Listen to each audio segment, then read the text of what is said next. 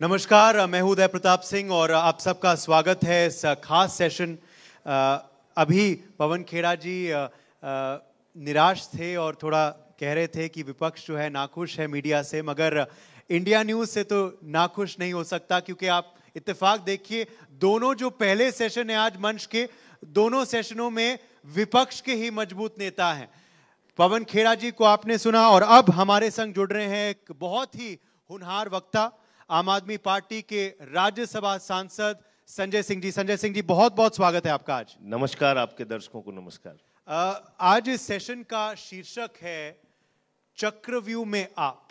तो मेरा सीधा सवाल आपसे पहले यही होगा, क्या आप मानते हैं कि इस वक्त आम आदमी पार्टी एक चक्रव्यूह में फंसी है? अरविंद केजरीवाल जो दिल्ली के मुख्यमंत्री हैं वो जेल में हैं, आपके पूर्व उप मुख्यमंत्री मनीष सिसोदिया जी वो भी इस वक्त जेल में हैं, आप खुद जेल में थे, जेल से आप रिहा होके आए हैं। तो क्या ये आम आदमी पार्टी के लिए सबसे कठिन दौर इस वक्त चल रहा है और क्या आप मानते हैं कि आप चक्रव्यूह में फंस चुका है? क्या आप अभिमन्यु बनेंगे या आप फंस जाएंगे? देखिए, ऐसा है कि चक्रव्यूह में क्यों फंसाया गया हमको, सबसे बड़ा सवाल तो ये है। इसलिए कि देश के अंदर एक नई राजनीति की शुरुआत अरविंद केजरीवाल जी के नेतृत्व में हुई। 3 बार उनको दिल्ली के लोगों ने चुना और अरविंद केजरीवाल जी ने दिल्ली में शिक्षा के लिए, बिजली के लिए, पानी के लिए, हेल्थ के लिए काम किया। माताओं बहनों के लिए बस की फ्री यात्रा की योजना हो या बुजुर्गों की तीर्थ यात्रा की योजना हो, बहुत सारे काम किए। और इतना काम किया कि आज पूरी दुनिया में दिल्ली के शिक्षा मॉडल और हेल्थ मॉडल की चर्चा हो रही है। मोहल्ला क्लिनिक का हमारा मॉडल, जहाँ पे 200 तरह की जांच फ्री होती है, अल्ट्रासाउंड होता है फ्री में, दवाएं मिलती हैं मुफ्त में। हमारे एजुकेशन का मॉडल, जहाँ पे बच्चों की पढ़ाई के लिए जिन स्कूलों में मकड़ी के जाले लगे रहते थे, आज वहाँ एयर कंडीशन कमरे बने हैं बच्चों की पढ़ाई के लिए, एथलीट के ग्राउंड बने हैं, हॉकी के ग्राउंड बने हैं, स्विमिंग पूल का निर्माण हुआ है। अमेरिका के राष्ट्रपति की पत्नी ट्रंप हिंदुस्तान आती हैं तो कहती हैं हमें केजरीवाल और सिसोदिया के द्वारा बनाया गया स्कूल देखना है। ये कारण है कि दिल्ली में एक हम नई राजनीति दे रहे हैं, इसलिए हमें चक्रव्यूह में फंसाने की कोशिश की जा रही है। हमारे मुख्यमंत्री को पकड़ के आपने जेल में डाल दिया, शिक्षा मंत्री 2 साल से जेल में है, स्वास्थ्य मंत्री 2 साल से जेल में है, मुझे 6 महीने उठा के आपने जेल में रखा। इस देश के अंदर 6 लाख लोग जेलों में हैं, 76% अंडर ट्रायल हैं, 76%। आपका मकसद ट्रायल पूरा कराना नहीं, आपका मकसद सच को सामने लाना नहीं, आपका मकसद है जेल में डाल के रखना। आप बताइए ना, कितना एक भी रुपया न केजरीवाल जी के घर से मिला, न सिसोदिया जी के घर से मिला, न मेरे घर से मिला, न सत्येंद्र जैन के घर से मिला। कोई बैंक अकाउंट इलीगल नहीं, कहीं कोई चीज, कोई जमीन का प्लॉट नहीं हमारे नाम, बावजूद इसके आपने हमको पकड़ के जेल में रखा। तो फिर इस मामले में तो ये चक्रव्यूह में फंसाया इसलिए गया है क्योंकि हमने दिल्ली और पंजाब के अंदर गवर्नेंस का एक ऐसा मॉडल दिया है जो पूरे देश और दुनिया के लिए उदाहरण बन रहा है, उसको रोकने के लिए। बिल्कुल, इस मामले पर मैं आऊंगा क्योंकि ये इसी मामले को लेकर आम आदमी पार्टी घिर गई है। इतने तमाम आपके जैसे नेता आप कह रहे हैं फंसाए गए हैं। इस मामले में आम आदमी पार्टी आखिर फंसी क्यों? आपके नेता आखिर फंसी क्यों? मसला क्या है? दर्शकों को आज अवगत कराएं। बिल्कुल साफ बता रहा हूं आपको, ये पूरा मसला राजनीतिक है और इसके अलावा कुछ नहीं है। एक है जो बिल्कुल खुली आंखों से सबको दिख रहा है। एक व्यक्ति इसमें गिरफ्तार हुआ, शरद चंद्र रेड्डी, जिसको खुद ईडी ने, हमने नहीं, ईडी ने कहा यह किंग पिन है, बीजेपी ने कहा यह किंग पिन है, बीजेपी के नेताओं ने कहा यह किंग पिन है, और वो अपनी अरेस्ट के बाद 60 करोड़ रुपए की रिश्वत दे रहा है बीजेपी को। 60 करोड़ रुपए इलेक्टोरल बॉन्ड के जरिए पहुंचा रहा है और उसके बाद उसकी रिहाई हो जा रही है। क्या कार्रवाई हुई उस शरद चंद्र रेड्डी के खिलाफ? तो रिश्वतखोरी तो भारतीय जनता पार्टी ने की है एक्साइज पॉलिसी में, और आरोप लगाते हैं आप आम आदमी पार्टी के खिलाफ, जिसके खिलाफ 1 रुपए का सबूत आपको नहीं मिला। तो इसलिए ये केस धड़ाम से गिरेगा जब इसका ट्रायल पूरा हो जाएगा। पूरा देश इस बात को देखेगा। 468 गवाह आपने बना रखे हैं, 50,000 पेज की चार्जशीट आपने दाखिल कर रखी है इस मामले में। अब अरविंद केजरीवाल के खिलाफ 4 गवाह, उन 4 गवाहों की हकीकत पहले 2 गवाहों से 8 बयान लिए गए, 6 में उन्होंने कहा हम केजरीवाल जी के बारे में, उनसे कोई लेन देन के बारे में हमें कुछ नहीं कहना, हमें कोई जानकारी नहीं, हमें कोई उनके साथ कोई एक्साइज पॉलिसी जैसी कोई हमारी बात नहीं। और अंतिम 2 बयान में उसके बेटे को गिरफ्तार करके सारा आरोप केजरीवाल पे। इसी तरीके से एक व्यक्ति की गिरफ्तारी हुई जिसके 12 स्टेटमेंट, 10 स्टेटमेंट में वो केजरीवाल जी का नाम नहीं लेता, अंतिम के 2 स्टेटमेंट में जब उसकी अरेस्ट हो जाती है तो केजरीवाल जी के नाम लेता है, उसके बाद उसकी रिहाई हो जाती है। और खुद ईडी ने कोर्ट के अंदर माना कि हां हम लॉलीपॉप देते हैं। आप लॉलीपॉप देके अरेस्ट कर रहे हैं, लोगों को जेल में डाल रहे हैं। तो ये एक दानवी शक्ति दे दी गई है पीएमएलए के माध्यम से ईडी को, जो कि कुछ भी किसी को भी पकड़ पकड़ के जेल में डाल सकते हैं। आप देखिए ना हेमंत सोरेन जी का क्या हुआ, 5 महीने उनको आपने जेल में रखा, बाद में कह दिया कोई सबूत नहीं। मुझे 6 महीने उठा के जेल में रखा, फिर सुप्रीम कोर्ट के 3 जजों ने मुझे जमानत दी। मुझे अपने केस के बारे में बोलने की इजाजत नहीं है, जिस दिन बोलने की इजाजत होगी सारी सच्चाई रखूंगा आप लोगों के सामने। मगर बड़ा सवाल ये उठता है, जैसे आप कह रहे हैं, अगर आपकी बात मान ली जाए कि केंद्र सरकार पक्षपात कर रही है, एजेंसी केंद्र सरकार के दबाव के भीतर आके काम कर रहे हैं, मगर फिर कोर्ट का क्या कोर्ट भी बायस्ड है? क्योंकि कोर्ट ने भी बेल नहीं दिया है। सबसे अच्छा सवाल, कोर्ट ने भी बेल नहीं दिया है। बहुत ही अच्छा सवाल है आपका। मुझे आप बताइए, कोर्ट के सामने जब आप सारे तथ्य नहीं रखेंगे, कोर्ट को कैसे पता चलेगा? ये बातें जो मैं आपको बता पा रहा हूं कि 12 स्टेटमेंट में, 10 स्टेटमेंट में कुछ नहीं बोला केजरीवाल के खिलाफ, अंतिम 2 में बोला, ये कब बोला? मार्च के महीने में जब 207 की कार्रवाई शुरू हुई और हमारे वकीलों को, यानी कि केजरीवाल जी के, सिसोदिया जी के, बाकी आरोपियों के वकीलों को जब इजाजत दी गई कोर्ट के द्वारा कि आप जाइए और इंस्पेक्शन कर सकते हैं कागज जो आपके खिलाफ सबूत इकट्ठा किए गए हैं, उसमें यह सच्चाई सामने आई। और आपको बड़ी मजाकिया बात मैं बता दूं, ईडी वालों ने जो इंटरोगेशन किया उसकी वीडियो रिकॉर्डिंग और ऑडियो रिकॉर्डिंग उनको रखनी होती है। ध्यान से सुनिएगा कृपा करके, उनको वीडियो और ऑडियो रिकॉर्डिंग रखनी होती है। जब हमारे वकील वहां पे पहुंचे तो उसमें से ऑडियो गायब थी, ऑडियो गायब थी। हमने पूछा भाई ऑडियो क्यों गायब है? तो कहने लगे साहब वहां का सीसीटीवी कैमरा खराब था। आप वो कोई पिकनिक स्पॉट है ईडी का दफ्तर? वहां हम घूमने के लिए जाते हैं? आपने वहां पे इंटरोगेशन किया, हमारी जांच की, उसकी ऑडियो वीडियो रिकॉर्डिंग कहां है? जिन लोगों ने हमारे खिलाफ आरोप लगाए, जिनके आरोप के आधार पे आपने हमें गिरफ्तार किया, उनकी ऑडियो वीडियो रिकॉर्डिंग कहां है? सुप्रीम कोर्ट का आदेश है कि जब किसी की अरेस्ट की जाए, उसकी अरेस्ट होने से लेके और जेल भेजने तक की एक एक वीडियो और ऑडियो फुटेज उनके पास होनी चाहिए। आप बताइए क्यों नहीं रखा? तो मनमाने ढंग से बयान लिए गए, मनमाने ढंग से गिरफ्तारियां की गई हैं। और ये सारा सच मैं बताता रहा हूं, मार्च के बाद ये सारे कागजात आना शुरू हुए। अब कोर्ट के सामने सारे तथ्य, और इसीलिए तो आप देखिए कि भारतीय न्यायपालिका के इतिहास में पहली बार हुआ, उदय प्रताप जी, अरविंद केजरीवाल जी को ईडी कोर्ट ने जमानत दे दी और उसमें लिखा कि ईडी बायस्ड तरीके से काम कर रही है। और उसके बाद क्या होता है? बिना ऑर्डर के, कॉपी के, पहली बार देश के न्यायपालिका के इतिहास में हुआ, हाईकोर्ट पहुंच जाती है ईडी और रिहाई पर रोक लगा देती है। क्या इस देश के लोगों को समझ में नहीं आ रहा है? चलिए, लोग घास खाते हैं, उनको समझ में नहीं आ रहा है क्या? सब रोटी खाते हैं, चलिए, सबको समझ में आता है। देश की जनता देख रही है और समझ रही है और सोच रही है, ये आप कह रहे हैं। मगर इससे पहले कि मैं हरियाणा विधानसभा चुनाव पे आऊं, जहां आप खुद आज जाने वाले हैं, संजय सिंह जी का आज कार्यक्रम लगा हुआ है वहां दिन के दूसरे हाफ में, तो हम शुक्रगुजार हैं कि आप आए यहाँ पहले हाफ में। मगर मैं, जैसे हमने दर्शकों को बताया था कि देश के ज्वलंत मुद्दों पर आज चर्चा होगी इस मंच के हवाले, तो बड़ा मुद्दा इस वक्त दिल्ली का यही है कि ओल्ड राजेंद्र नगर में वो हादसा क्यों हुआ, कैसे हुआ। 3 लोगों की जान जा चुकी है। दुर्भाग्यपूर्ण यह है कि एक्शन अब लिया जा रहा है आपके मेयर द्वारा। ये पहले एक्शन क्यों नहीं लिया गया? क्या आप मानते हैं कि गलती हुई है? देखिए, पहली बात तो ये कि ये एक अत्यंत दुर्भाग्यपूर्ण घटना है जिन 3 बच्चों की जान गई है। मैं ईश्वर से प्रार्थना करता हूं उनके परिजनों को ये कष्ट सहन करने की शक्ति प्रभु दे, उनकी आत्मा को शांति दे।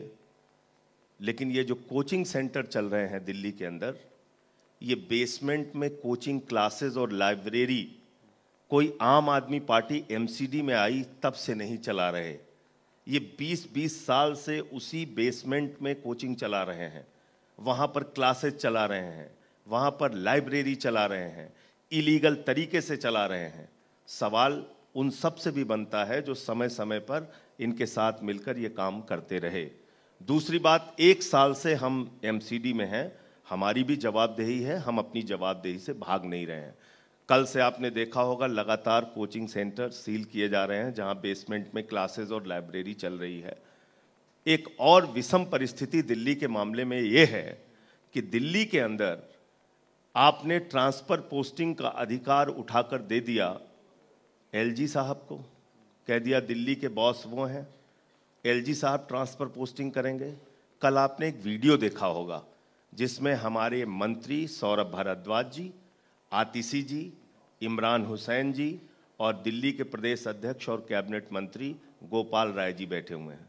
वो बारिश शुरू होने से पहले, और मैं चाहता हूं वो वीडियो जरूर अपने चैनल पे आप दिखाइए, बारिश शुरू होने से पहले ये अपने अधिकारियों से कह रहे हैं कि भाई आप डिसिल्टिंग क्यों नहीं करा रहे हैं, आपने लेबर क्यों हटा दी, आप सुपर सकर मशीन क्यों नहीं लगाते, आप नालों को सफाई क्यों नहीं कर रहे हैं, आप क्यों दिल्ली के कामों को रोक रहे हैं। चले चलिए 6 बजे चले चलिए, नहीं चल सकते 7 बजे चले चलिए, नहीं चल सकते सुबह चले चलिए, कोई भी समय बता दीजिए अधिकारी महोदय हमारे साथ चले चलिए। आप अधिकारी जाने के लिए तैयार नहीं। और एलजी साहब ने क्या कार्रवाई की उनके खिलाफ। तो ये बीजेपी, एलजी और अधिकारियों की मिलीभगत से दिल्ली की लोगों के जीवन को नरक बनाने की एक गहरी साजिश है, जिसका पर्दाफाश हम गली गली में जाके करेंगे, इनको एक्सपोज करने का काम करेंगे। आप दिल्ली के लोगों के नाले और नाली इसलिए नहीं साफ कर रहे हैं क्योंकि यहाँ पे आम आदमी पार्टी की सरकार है। तो ये पूरा सच है जो कल सौरभ भारद्वाज जी के और बाकी मंत्रियों के वीडियो के सामने आने के बाद पता चला है, और इस पे हम लोग कार्रवाई की मांग करेंगे। आज प्रदर्शन भी हमारे विधायक और पार्षद एलजी के यहाँ कर रहे हैं। जी, अब मैं हरियाणा पे आता हूँ क्योंकि हरियाणा का चुनाव जो है वो निकट आ रहा है। हरियाणा में क्या इस वक्त आम आदमी पार्टी की स्थिति है, और बड़ा सवाल एक और है लोगों के मन में कि कांग्रेस पार्टी भी दावा कर रही है कि वो भी बहुत मजबूत स्थिति में है। वह कह रही है कि देखो साहब हमने तो कमाल कर दिया, लोकसभा में इतने सांसद हमारे आ गए, तो सरकार कांग्रेस पार्टी के उस राज्य में बनने वाली है। तो क्या आम आदमी पार्टी की भूमिका है कांग्रेस पार्टी को कष्ट देना क्योंकि विपक्ष का वोट बट रहा है, या फिर बीजेपी को सत्ता से निकालना, जो आपका आज बदलाव सभा का मकसद है? बदलाव किसका होगा? जो सत्ता में है उसी का बदलाव। तो भारतीय जनता पार्टी 10 साल से सत्ता में है, उसने हरियाणा को बर्बाद करने का, भ्रष्टाचार की आग में झोंकने का, पेपर लीक कराने का वहां पे काम किया है, किसानों पे लाठियां चलवाने का, गोली चलवाने का काम किया है। एमएसपी मिलती नहीं, अग्निवीर योजना से हरियाणा का नौजवान त्रस्त है, पीड़ित है। वो बड़े फक्र से सेना में जाता था और जरूरत पड़ने पे अपने प्राणों की आहुति देकर देश की रक्षा करता था। हरियाणा के हर गांव के बाहर आपको किसी न किसी शहीद का गेट मिल जाएगा जो बताता है कि वहां के युवाओं ने देश के लिए अपने बलिदान दिए हैं, देश की रक्षा के लिए अपना सब कुछ न्यौछावर किया। आपने अग्निवीर योजना ला दी। आप कह रहे हैं साहब हम युवा बना रहे हैं सेना को, तो अगर युवा बना रहे हैं आप सेना को तो सबसे पहले प्रधानमंत्री युवा बनाइए। 73 साल में देश के प्रधानमंत्री को तीसरी बार प्रधानमंत्री बनना है, और 4 साल में आप किसान के बेटे नौजवान को आप रिटायर कर दे रहे हैं सेना से। आप कह रहे हैं युवा बना रहे हैं आप सेना को। जो सेना पाकिस्तान के 2 टुकड़े करती है वो सेना युवा नहीं थी क्या? जो पाकिस्तान को बार बार हराती है, जो गलवान घाटी में लड़ती है, जो सेना कश्मीर की सीमा पर जाके लड़ती है, वो सेना युवा नहीं है क्या? जिसने कारगिल का युद्ध जीता वो सेना युवा नहीं थी क्या? मैं ये पूछना चाहता हूँ। ये तो भारतीय सेना का अपमान है। हमारी सेना हमेशा से बहादुर, युवा, पराक्रमी रही। आप उसको कमजोर बनाने का काम कर रहे हैं। 4 साल में नौकरी से रिटायर करके 6 महीने की ट्रेनिंग अब आप दे रहे हैं, तो सेना को आप कमजोर कर रहे हैं, मजबूत आप नहीं कर रहे हैं। मैं ये कहना चाहता हूं, तो हरियाणा में अग्निवीर एक बहुत बड़ा मुद्दा है, बेरोजगारी बड़ा मुद्दा है, किसानी बड़ा मुद्दा है। ये सारी चीजें हम लोग लेके जा रहे हैं, और केजरीवाल जी की 5 गारंटियां जिसमें रोजगार देने का वादा, बिजली फ्री देने का वादा, शिक्षा फ्री देने का वादा, इलाज फ्री देने का वादा, ये सारी बातें हम लोग जनता के बीच में लेके जा रहे हैं और वहाँ सारी सीटों पे चुनाव लड़ेंगे। संजय जी, आप राजनीति में बहुत सक्रिय हैं, तो पता नहीं अगर फिल्मों और टीवी शोज देखने का आपको मौका मिलता है या नहीं, मगर एक बहुत ही मशहूर टीवी शो था, ये रिश्ता क्या कहलाता है, और यही सवाल आपसे है, ये रिश्ता क्या कहलाता है? कांग्रेस और आपका रिश्ता क्या है? कांग्रेस और आप अभी दिल्ली में साथ लड़े और हरियाणा में साथ लड़े, मगर पंजाब में आप अलग लड़े।